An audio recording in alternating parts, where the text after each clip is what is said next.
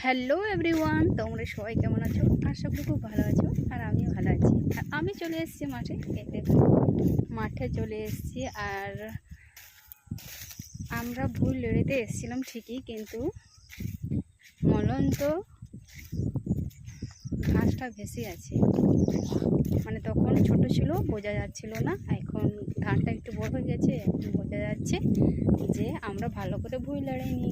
এই দেখো, ছোট বড় দেখা যাচ্ছে।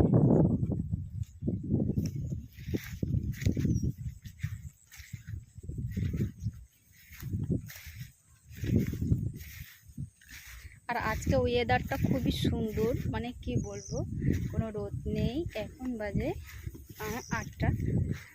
আর ঠান্ডা ঠান্ডা হাওয়া দিচ্ছে, খুব সুন্দর লাগছে। আমরা দুজনেই চলে এসেছি মাঠে।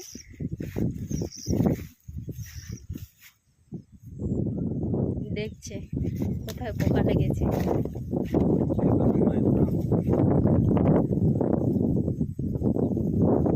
এই দেখো, ধানের মধ্যে এই ঘাসগুলো আছে।